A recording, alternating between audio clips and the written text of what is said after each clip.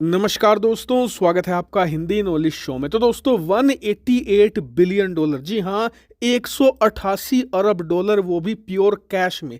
इतना भयंकर नुकसान हुआ है चीन को। और सबसे खास बात, देखने में तो आपको लगेगा 188 बिलियन डॉलर, लेकिन एक्चुअल में इसका इम्पैक्ट चीन को ऐसा लगने जा रहा है जैसे ट्रिलियन डॉलर का नुकसान हो गया हो। क्योंकि ये 188 बिलियन डॉलर चीन की सरकार की जेब से नहीं गया, ना ही चीन की कम्युनिस्ट पार्टी या किसी सरकारी बैंक की जेब से गया है। ये रकम गई है चीन की उन प्राइवेट कंपनियों की जेब से जिन्होंने चीन की अर्थव्यवस्था को आज इतना विशालकाय बनाया है। और बात सिर्फ यहीं तक सीमित नहीं है। ये 188 बिलियन प्योर कैश का नुकसान तो इन्हें हो ही चुका है, लेकिन इनका एक 1.5 ट्रिलियन डॉलर का मार्केट भी ऑलमोस्ट डूबने की कगार पर है। ऐसा मानकर चलिए कि ये 1.5 ट्रिलियन डॉलर खाई की बिल्कुल एज पर खड़े हैं और बस किसी भी वक्त एक हल्का सा हवा का झोंका आएगा और इस पूरी मार्केट को इस गहरी खाई में धकेल कर पूरी तरीके से सर्वनाश कर डालेगा। इस वीडियो में हम इन दोनों खबरों को विस्तार से जानेंगे, इनकी डिटेल समझेंगे और इनका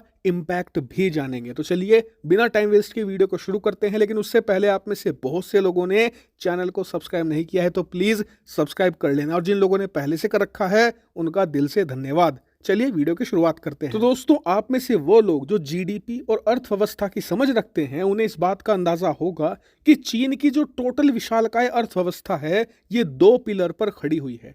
पहला पिलर है इनका एक्सपोर्ट मार्केट, दूसरा पिलर है इनका रियल एस्टेट मार्केट। और बात करें इनके पहले पिलर की, यानी कि एक्सपोर्ट मार्केट की, तो ये खड़ा हुआ है चीन की प्राइवेट कंपनियों के दम पर, जो इतना ज्यादा एक्सपोर्ट करती हैं सामान बनाकर कि चीन कई ट्रिलियन डॉलर का हर साल सामान दुनिया भर के देशों को बेचकर मोटा मुनाफा कमाता है। लेकिन ये जो प्राइवेट कंपनियां हैं, ये खड़ी हुई हैं कैश के दम पर। कैसे, मैं आपको बताता हूं। दरअसल चीन की कंपनियां एक बहुत ही ज्यादा अलग रणनीति अपनाती हैं किसी भी मार्केट को कब्जाने के लिए। रणनीति इनकी ये होती है कि ये जो अमेरिका के निवेशक होते हैं, अमेरिका की आम जनता होती है, इसके अलावा यूरोपियन इन्वेस्टर होते हैं, इन्हें लुभाते हैं, इन्हें ऑफर देते हैं कि आप हमारी जो प्राइवेट कंपनियां हैं ना, यहाँ पर खूब पैसा लगाइए, इनमें इन्वेस्ट कीजिए, जो अपना अमेरिकी डॉलर है, जो प्योर कैश है, वो हमें दीजिए। कुछ सालों के बाद हम इतना सामान बेचेंगे कि आपकी जो रकम है वो दुगनी तिगनी चौगुनी हो जाएगी। जो अमेरिका के इन्वेस्टर हैं, यूरोपियन इन्वेस्टर हैं, उन्होंने भी देखा कि वाकई में यार चीन तो एक बहुत विशालकाय देश है, बहुत बड़ी मार्केट है खुद, इसके अलावा दुनिया भर में ये एक्सपोर्ट भी कर सकते हैं, यानी कि हमारा पैसा बहुत ही ज़्यादा तेज़ी से बढ़ेगा अगर हम चीनी कंपनियों में लगाते हैं तो। और आप जानकर हैरान होंगे कि चीनी सरकार के इस लुभावने ऑफर में तमाम पश्चिमी देश पिछले 30 साल से फंसे हुए थे। इन्होंने इतना निवेश किया पिछले 3 दशक में कि चीनी कंपनियां मालामाल हो गई, इन पर दबाकर कैश आ गया। और इस कैश का इन्होंने इस्तेमाल किया कैसे, मैं आपको एक छोटा सा उदाहरण देकर समझाता हूं। दरअसल अब से कुछ साल पहले तक आपने देखा होगा कि भारत में कई सारी स्मार्टफोन कंपनियां थी, जिसमें भारतीय भी थी, जैसे कि लावा हो गई, माइक्रोमैक्स हो गई। इसके अलावा आपको याद होगा एक कार्बन नाम की कंपनी भी थी, एक यू नाम की कंपनी भी थी। मतलब ओवरऑल भारत की खुद की 5 से लेकर 6 अलग अलग स्मार्टफोन कंपनियां हुआ करती थी। लेकिन सिर्फ 3 सालों के अंदर ये सारी की सारी बंद हो गई। क्यों? क्योंकि चीन की दर्जनों स्मार्टफोन कंपनियां आ गई जिनके पास था जबरदस्त कैश।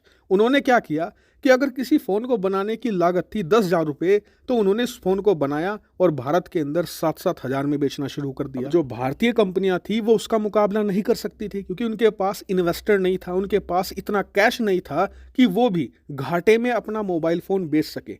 इसीलिए तमाम कंपनियां बंद हो गई। और आपने देखा होगा कि जब से भारतीय कंपनियां बंद हुई हैं, जब से कंपटीशन खत्म हुआ, चीनी कंपनियों ने अपने दाम बढ़ाने शुरू किए।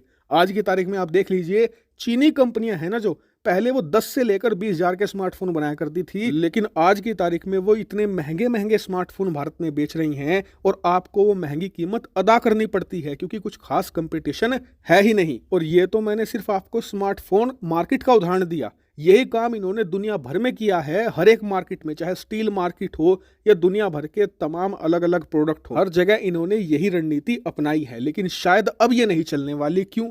क्योंकि अब वही विदेशी निवेशक जिन्होंने चीनी कंपनियों में पिछले 30 साल में मोटी रकम लगाई हुई है, सब अपना निवेश वापस लेकर भाग रहे हैं। और जैसा कि आप अपनी स्क्रीन पर देख सकते हैं, खुद चीनी सरकार ने डाटा जारी किया है कि इनकी कंपनियों में से लगभग 188 बिलियन डॉलर पिछले कुछ महीनों में विदेशी निवेशक निकाल चुके हैं। सिर्फ अगस्त के महीने में जो पिछला महीना था, उसमें 18 बिलियन डॉलर का एग्जिट हुआ है। अब देखने को तो आपको ये 188 बिलियन लग रहा होगा, लेकिन इतने बड़े एग्जिट की वजह से चीनी कंपनियों की जो वैल्यूएशन है वो इतनी भयानक तरीके से गिरी है कि ट्रिलियन डॉलर से भी ज्यादा कम हुई है। वहीं बताया तो ये भी जा रहा है कि इस एग्जिट की वजह से कई चीनी कंपनियों के पास कैश बचा ही नहीं है, पैसा नहीं है, ना ही इन्वेस्टमेंट है, इसीलिए वो बंद होने की कगार पर हैं और दर्जनों से ज्यादा तो बंद हो भी चुकी हैं। लेकिन क्या सिर्फ यही नुकसान है? कतई नहीं। दरअसल इनकी अर्थव्यवस्था का जो दूसरा बड़ा स्तंभ है, यानी कि इनका real estate market, property market, वो भी कोलैप्स की कगार पर है। आप अपनी स्क्रीन पर देखिए,